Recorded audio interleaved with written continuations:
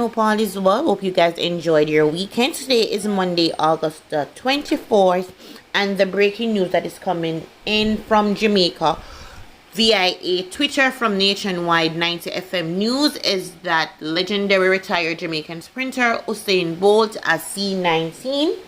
As we know that over the weekend, Bolt has celebrated his birthday party. I think it's Cassie, his girlfriend, who threw him the birthday party.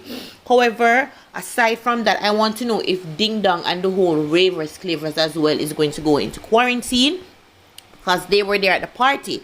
So I went to look back on Ding Dong page, and miraculously he removed all of those video clips showing him partying at Usain Bolt. But nonetheless, I went and found the clip as proof.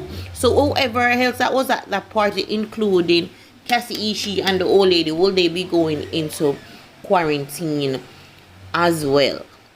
Again, wish everybody safe recovery and all, but Bolt need to be more responsible. Nice guy, legendary and all, new to fatherhood and all of that, so you need to be more cautious, especially, I'm gonna want to get into that, but that is the breaking news. I have a lot of videos to put up, so I'll catch you guys into the next one. All right, big up on yourself.